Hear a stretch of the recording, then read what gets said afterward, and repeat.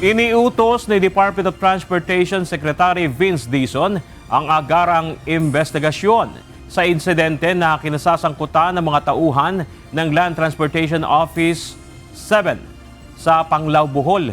Ipinadala ng kalihim si Assistant Secretary for Road Transport Jojo Reyes ngayong araw upang mangalap ng lahat ng kailangang impormasyon at magbigay ng agarang rekomendasyon sa kalihim sa loob ng susunod na 24 na oras.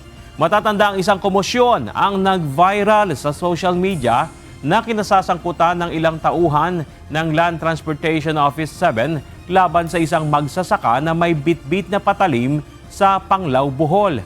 Nauna na rito ay nagpaabot na ng paghingi ng tawad ang LTO Region 7 sa naging asal ng kanilang mga tauhan laban sa magsasaka at sinuspende ang lahat ng enforcement operations ng LTO 7 habang iniimbestigahan ang insidente.